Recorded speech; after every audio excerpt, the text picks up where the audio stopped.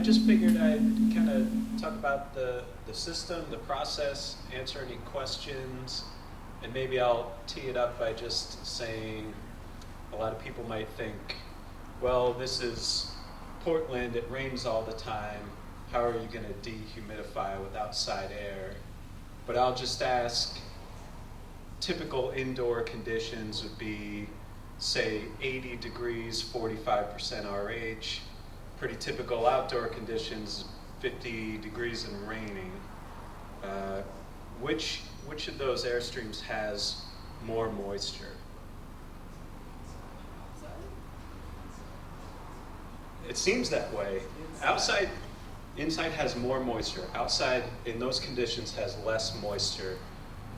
Even though it's raining, if it's cold, that air has capacity to hold moisture as you heat it up. So you can still do free dehumidification and free cooling when it's raining, as long as it's cool outside.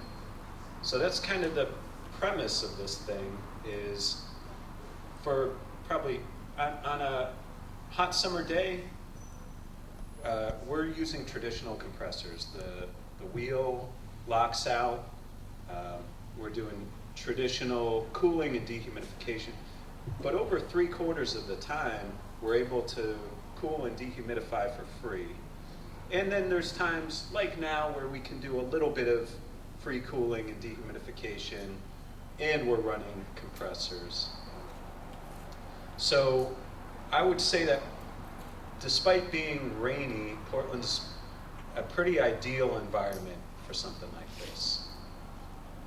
So I was pretty happy working with Sam and Shane and their open-mindedness to this whole thing. They truly sought our advice on how to go about this thing, and we were able to piece this together. Where's Brad? Brad with Johnson Barrow reps Aon, and this is not a product that exists, but Aon makes custom order equipment, and they were able to piece it together. And here we are, over 2 years later. It's been a long process. It's up and running. It's working.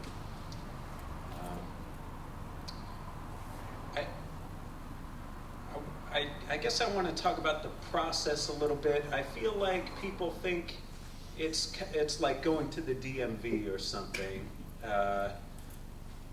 Painful? What's that? Painful? Painful, right. It's not that. Shane, how did this work from your perspective? I think it was easy. You made it easy, and the same thing with lighting. That was the least. Compared to the city of Portland, it's nothing. No joke. That's reality. It's easy. Yeah. Fluence actually, Fluence did everything for us. they fill out the paperwork for you. Fluence did everything for me on the lighting end. I didn't have to do a thing. Yeah. So the key is it starts with a phone call. This is a human interaction. This is not like doing your taxes or going to the DMV. It's a pretty sensible process that just starts with a phone call.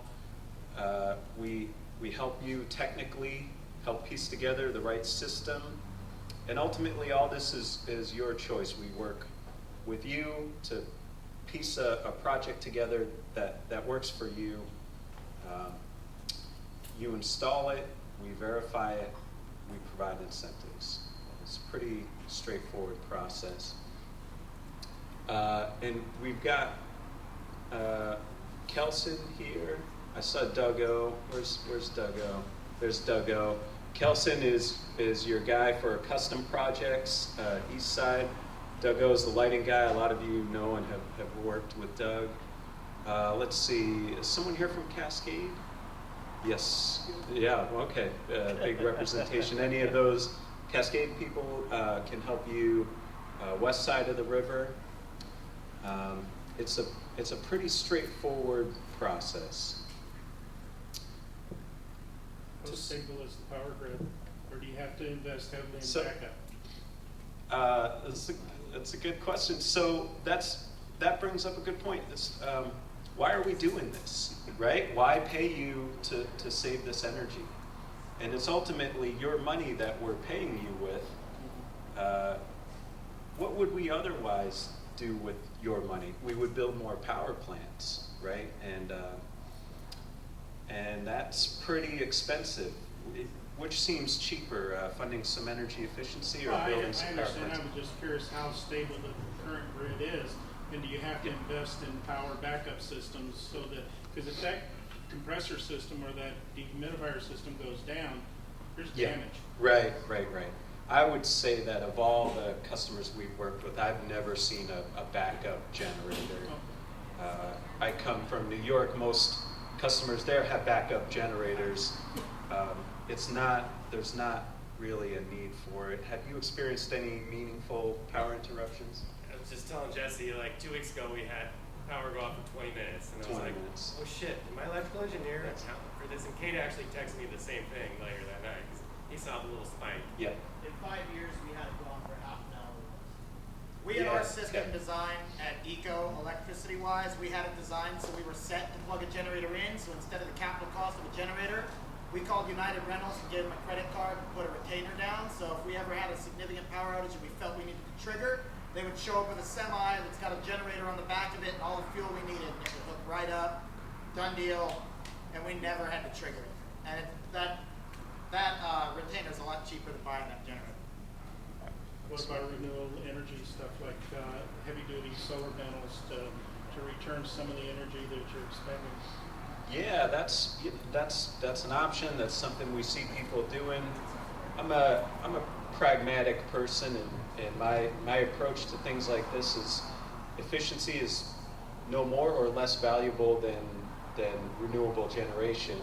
So to me, it's just a matter of stacking them up in order of cost effectiveness and going down the list until you run out of money, really, right? So, yeah, so that's right. So yeah, that's a viable solution, and though in practice, often the numbers aren't quite as good as you might think. Typically, efficiency is a more economic investment. But yeah, that's something we see people do. Let's see, any questions about the process, the technology, how to go about this? Sounds good. I'll ask 2 more questions. Kelsey's got Chris, one. when should people call Energy Trust to work if they're interested in doing a project? Yeah. ASAP. Yeah, ASAP. For the most part, if you start down the road of your build out and then seek incentives, it's probably too late. We want to make sure to get in on the front end and help steer you in the right direction. So yeah, the sooner the better. Please call ASAP. It seems like we're on the back end of the wave of build outs. Is anyone still on the front end of a build out? Yes, okay. We should talk. Anyone else? Great. So that kind of brings us to the next logical opportunity, which is retrofits. I'll say that we'd love to explore retrofits. Everything's so new that we haven't yet really got there yet. If some of your equipment is not working for you, talk to us. We'd like to help you with a retrofit. Last category is retro commissioning. Some of what Shane described is we've spent a lot of time optimizing the system, and I think that's probably the most logical opportunity for some of you who have already been through the build out, yet don't want to invest in retrofits. There's kind of a middle ground there where we can take a look at your facility and try to optimize it through things like set point optimization, controls programming, any number of low capital investment opportunities that changes the way the facility operates to make it more efficient. if you think that is of interest to you, talk to Kelson or I or any of the Cascade folks back there. With that, I think I'll turn it over to the panel. Any other questions for me? Great. Yeah. I wouldn't mind hearing about how the cycle of your energy wheel works. Yeah. Yeah. The problem is if you ask an engineer a question, they'll answer it. That is a good question. Oh, the slide's gone. So in a nutshell, I'll be brief with this. In a nutshell, an economizer works by bringing in outside air when it's cool out. You get free cooling, pretty basic. That doesn't work for indoor grows. Separately, there's a technology out there that takes energy out of exhaust air. Here we go. Nice microphone.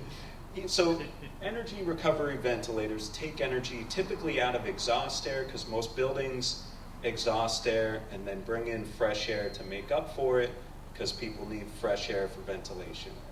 Well, none of that applies to indoor grows. You're not exhausting air, you're not bringing in outside air. So this is a modification of that. We've got here, instead of exhaust air, we've kind of custom built a little fan that would typically be used to exhaust air. And really all it does is pull outside air a few feet across one side of the wheel. Okay, so whenever it's cool out, cool air by nature tends to be dry air. Whenever it's cool out, we're pulling outside air across one side of this wheel. This wheel is spinning. So now what happens is as this wheel turns, it gets cold down here from the outside air, and our return air comes up, hits the other side of the wheel, and cools down, and then is delivered to the space. We have compressors, heaters, other things downstream of that. This wheel also has a desiccant coating, so it absorbs moisture. So the other thing that happens is this air that's hitting the coil from the space, the wheel I should say, that's moist air, and so that wheel absorbs the moisture, then turns around to our outdoor air stream and sends it outdoors. It's just a pretty, functionally it's the same as economizing, but it's not bringing in outside air. So is the wheel comprised of rotating vanes, or what is the wheel? The wheel is, it's a slow moving wheel with a desiccant coating. So what happens is this has a small fractional horsepower motor that turns this wheel very slowly. And the only idea of that is that it rotates between the two air streams. So It's about the size of Chris, each one. yeah, pretty big.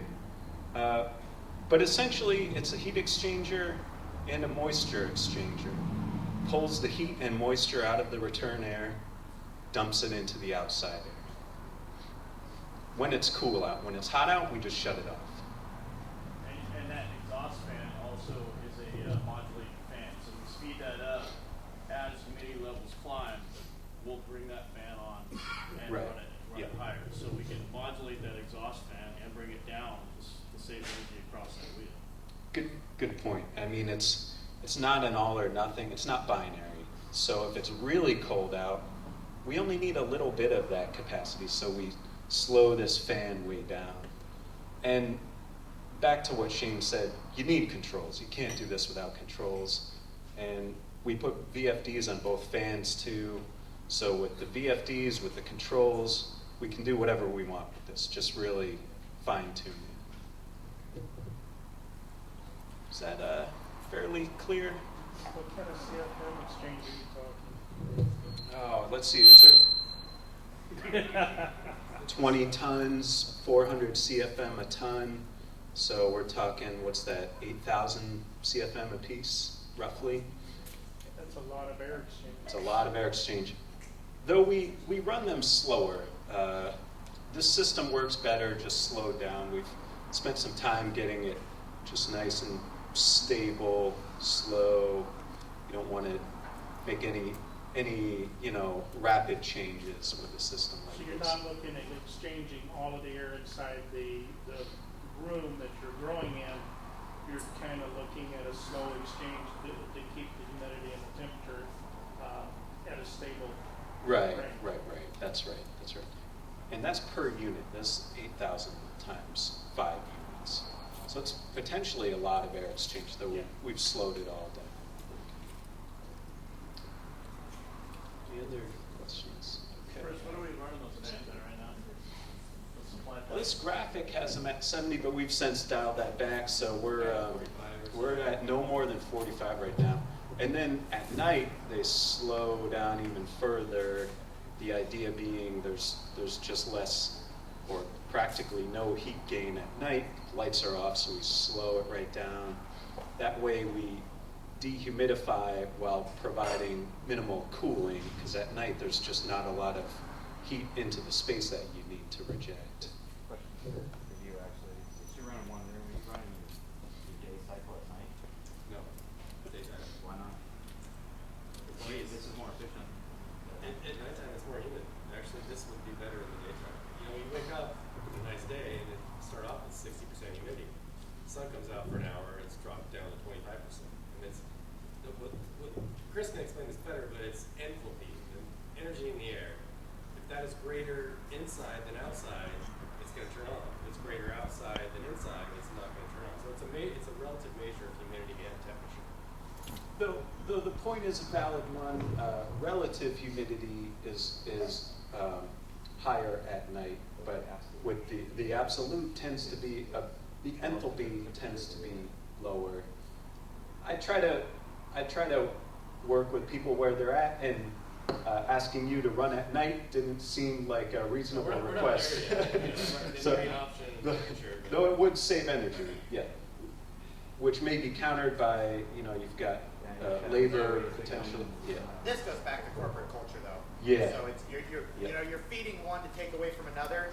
What you would save for employees at night, the industry isn't advanced enough yet to have a solid set of heavily reliable night-only employees that can run this efficient of a garden, which requires employees that are on the spot. And so, what you may save in energy costs, you're going to substantially lose in culture. Yeah, and to just reinforce that, the way I think of this is you all tell me a spec. We find the most efficient way to meet that spec. I don't want to tell you to run at night. I don't want to tell you to run it hotter, more humid. That's... Yeah, you that's, do. Yeah, I do. Yeah, totally. You're always welcome to say no. Will you run at night? Not yet. I think with that, I'll turn it over to the panel, and we'll also be around. Thanks. Thanks, Chris.